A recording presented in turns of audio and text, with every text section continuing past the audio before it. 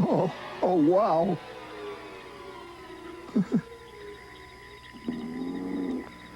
2 o'clock in the morning.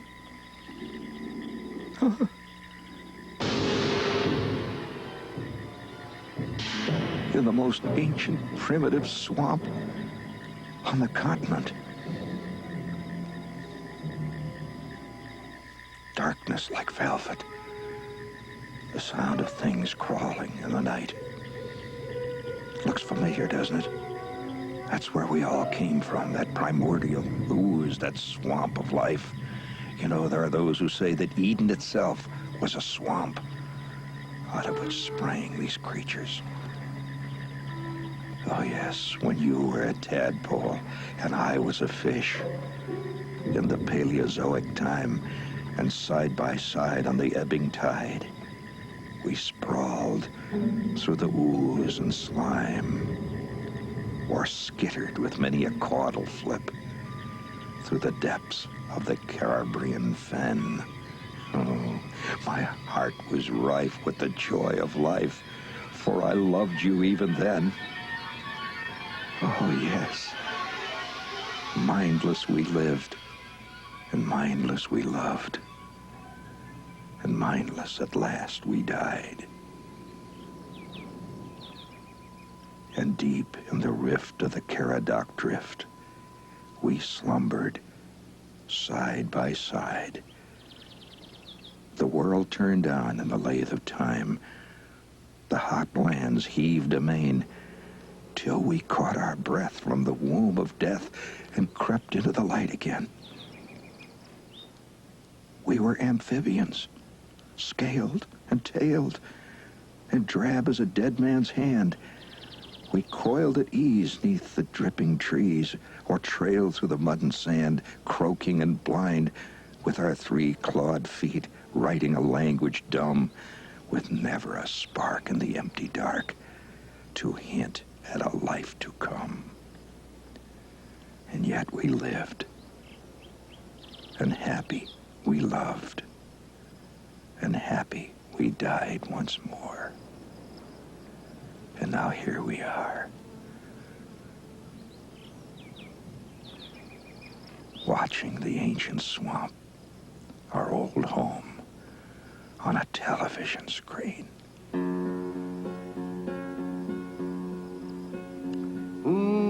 He's a swamp man, looking for his roots. He can feel the itchy spots on his shoulders where the fins once fluttered. Those slight bulges on the neck where the gills once heaved and filtered oxygen out of the water like the saurian himself. Eye to eye with the alligators, we tip our hat to our neighbors and friends. In the Cambrian fen, the Okefenokee swamp.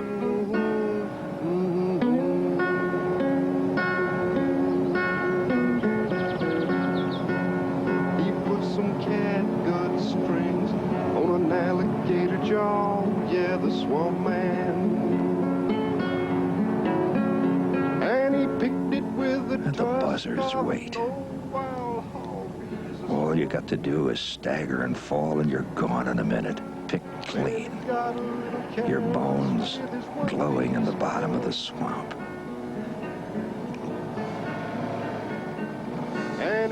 He's a swamp man. We all are swamp men, deep down. Deep down, where the memories lie. So deep that they rarely surface, but they're always there. Fish of the soul. Fluttering.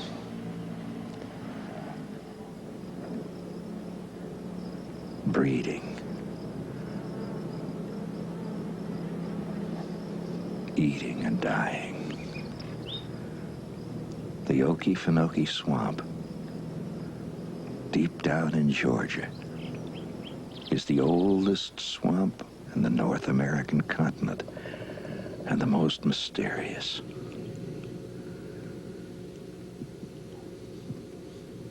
Thousands of miles of mirror water, lying between mangrove roots, twisted and gnarled live oaks, peopled by millions upon millions of creatures who know not the sight of man.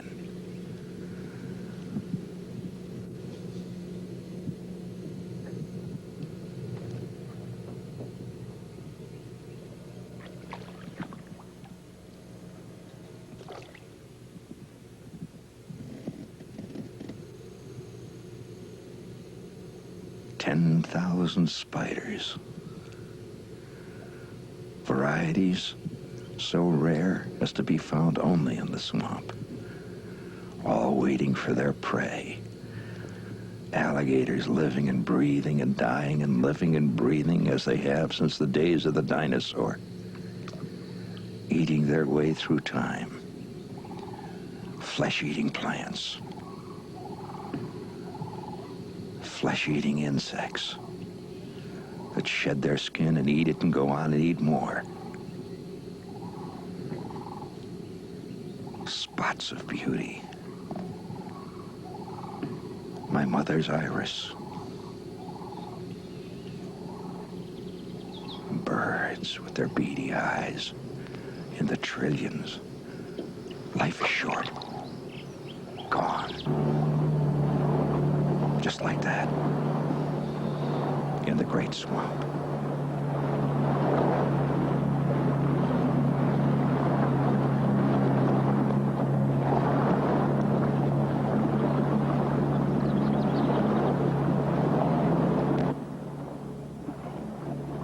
Felines creep through the forest. And a swamp man moves on, looking for his roots, searching, hunting among the great mold heap, the compost heap, the gnarled midden of time. Poisonous reptiles watch as the water glistens.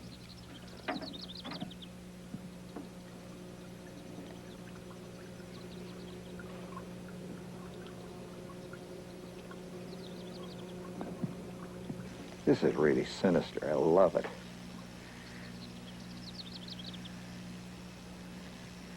When I was about, 10 or 12 years old, I went through my library phase. I guess all kids go through a library phase, and they sit down there at the library and they try to read everything from one end of the shelf to the other. And I came across a whole series of kid books. I mean, they were kind of like the boys' version of Nancy Drew, and his hero was called Tom Slade, and he was an Eagle Scout. You know what an Eagle Scout is when you spend your life as a tenderfoot? I'll tell you. In fact, the highest rank I ever achieved was second-class Scout, and Tom Slade was an Eagle Scout. And there was this book about Tom Slade called Tom Slade in the Great Okefenokee Swamp. Boy. Took his friend Pee-wee, who was a scout, and a couple of other kids. Of course, they were very intrepid scouts. And they traveled to the Okefenokee Swamp. Now, if you're living on the south side of Chicago, and you just hear the name Okefenokee Swamp, it's enough to make your bladder feel awful tight. What did they do in the Okefenokee Swamp? Well, they did what scouts always do in the Okefenokee Swamp. They explored in this trackless wilderness. And I'm sitting down there with the smell of the steel mills drifting into the library, and you could hear the blast furnaces whistle going off. And I was transported to this wilderness. At last, here I am with Tom Slade, the ghost of Tom Slade. The Okefenokee Swamp covers hundreds of miles. And it's truly a genuine, rare swamp. Not many of them in the world, you know. And like all swamps, it's just filled with living, crawling, creeping, hissing, biting, burrowing, burping things of all kinds, spiders spinning webs, fish building nests.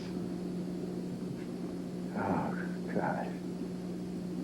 I bet I could fire off a 105 howitzer in any direction from here and not come within 5 miles of a Kentucky Fried Chicken joint. I'm in the woods. The virgin woods.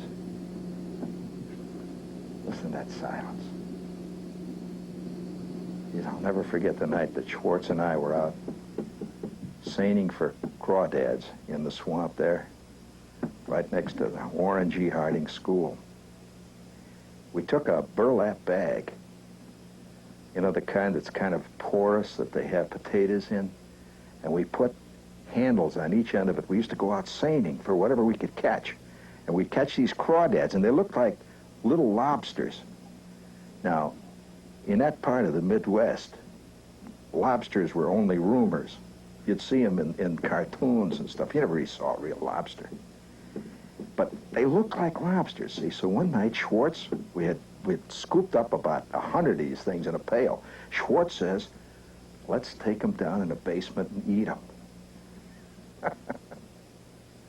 You'd realize what kind of guts that took to eat crawdads when nobody had ever eaten a crawdad for miles around. Well, we didn't know how to cook them or anything, so we took them down in the basement, had this old stove in Schwartz's basement, and we dumped them into a pan, put some water on, and we boiled them. We actually boiled crawdads. And we hid in Schwartz's coal bin, and we bit off the tails of crawdads and crunched them sitting squatting down there amid the coal dust. And for those 5 minutes, me and Schwartz were truly one with primeval man.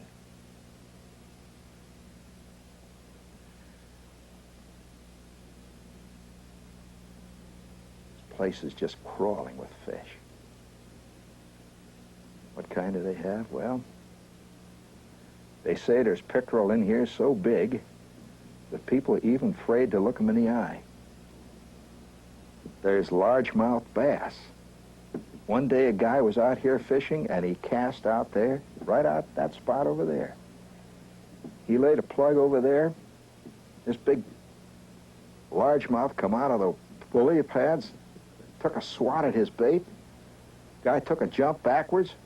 He reeled it in fast, and that fish chased him for over 3 miles in these canals with his motor going full out. These are fish here. Don't mind if I go back to work here a little bit, see? Maybe we'll have some action here. Never know. A little early in the day for... Uh-oh. That? I just had a little business there. You might have seen it. One thing you learn about fishing, I'm using a Swedish spinner here, and you have to reel it in fast. I'll have to hit right in the side of the boat. Anyway, Schwartz and I were out. Uh-oh, here we got it. I think I got, no, I got a fish there, friends. That's a fish. Yep, that's a smallmouth, largemouth bass. No, I'm talking to a pickerel here. There she is.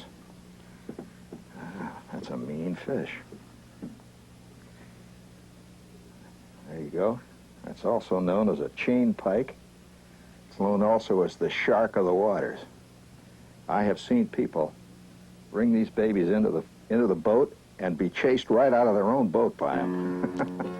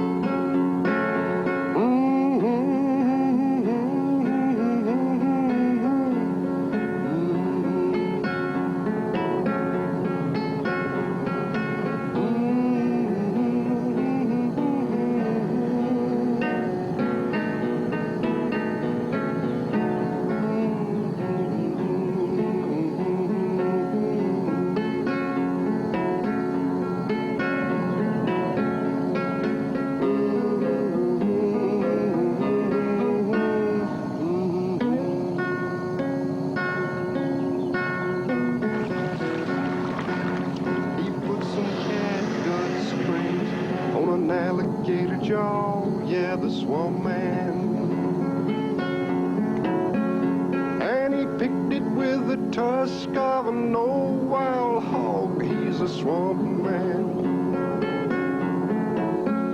Well, he got a little careless with his one-piece band, and he lost 3 fingers on his picking hand.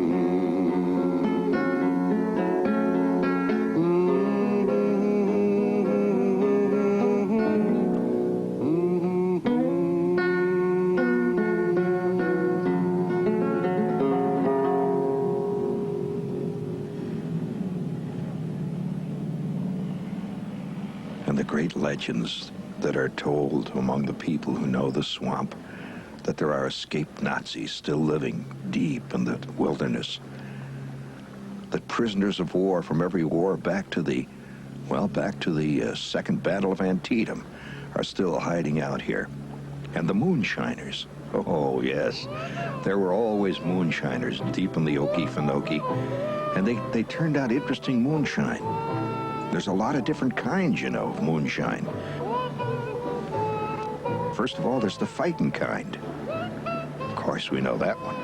And then there's the loving kind. And then the singing kind. And there's one called Autumn Leaf. Why Autumn Leaf? One drink, and you turn colors and fall.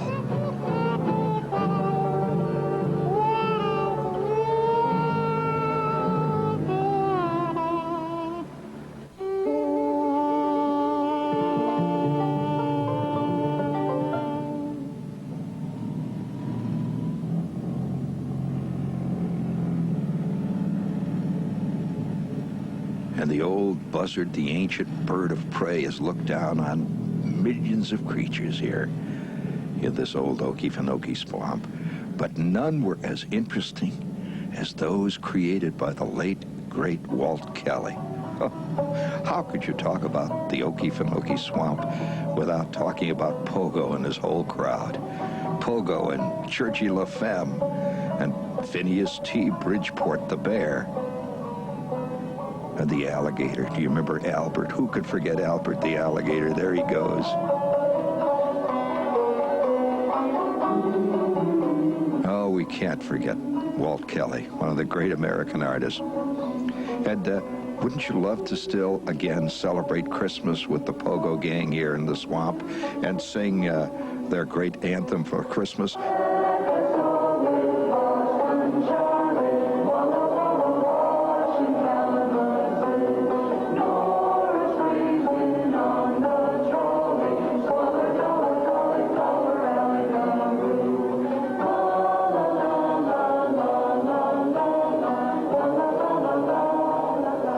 You are, Walt Kelly, up there in the great empty page, the great comic strip of departed cartoonists. We still remember and love Pogo. Pogo the possum and Chuckles the buzzard and the old stork too. They're still living here in the swamp, drifting as ghosts.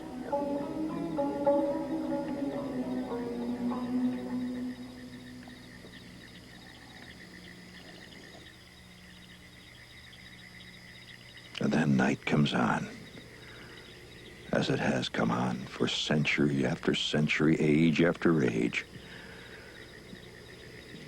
In this ancient swamp, the oldest swamp in the entire continent. 600 square miles that hasn't changed in thousands of years.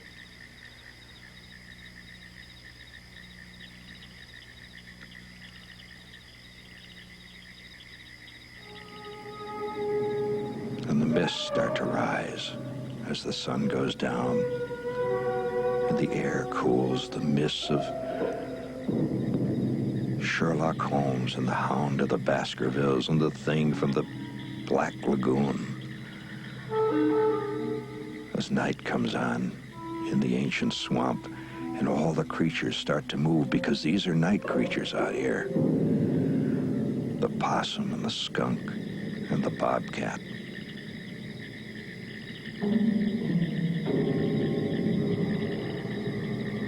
They live by night and sleep by day.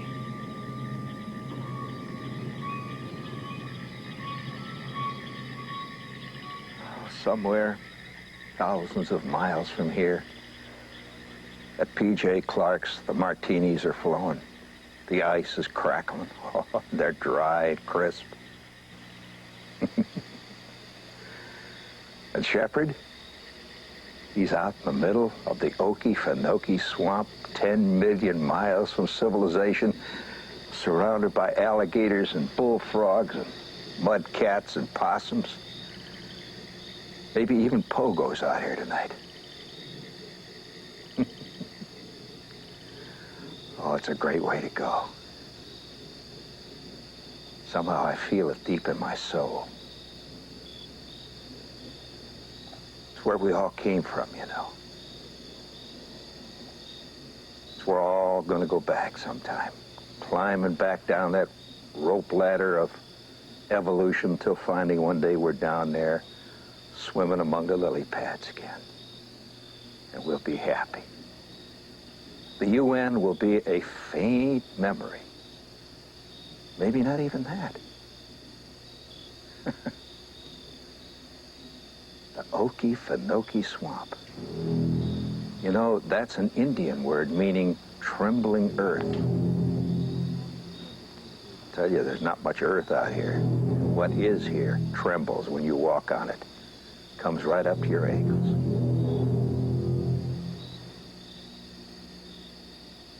Listen to that.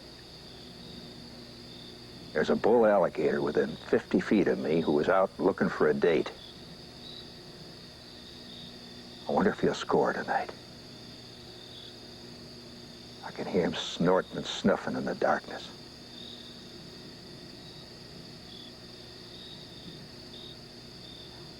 I hear a raccoon. He's out looking for a little frog, maybe, to put away for a quiet little snack at 2 o'clock in the morning. This is the Okefenokee swamp. Say it to yourself right now in front of that little grimy television set where you're watching this show tonight. Just say it to yourself.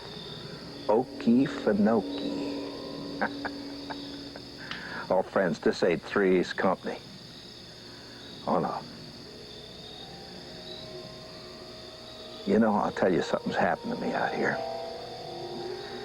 I don't like the looks of it. I've got myself a 6-month supply of moon pies right here. I've got a year's supply of RC Cola.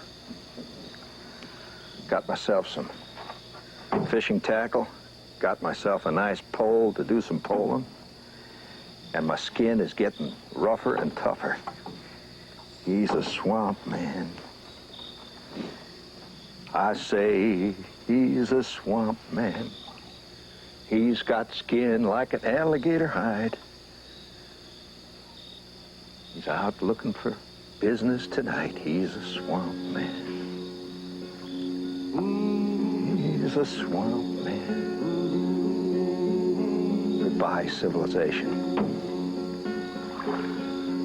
I've had enough of this TV baloney. I've had enough of it. I'm leaving. I'll see you guys at the end of the evolutionary scale. I'm just staying out here forever.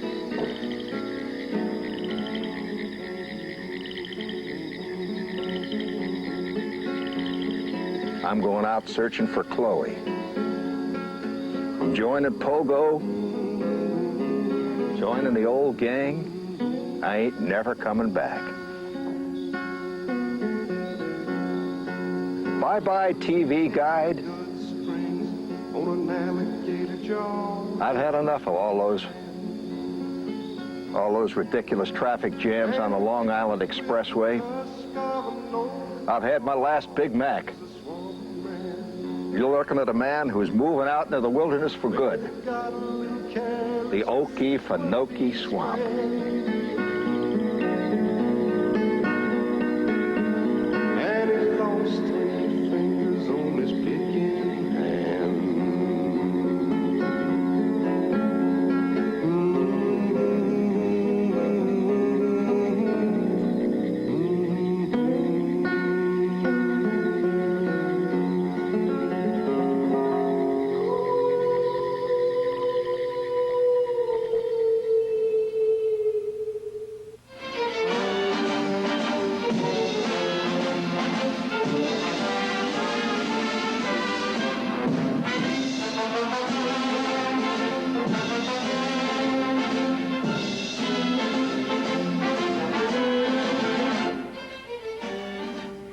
us for more humor on the next Mark Russell comedy special, tomorrow night at 8. Stay with us tonight at 11 for The Nature of Things.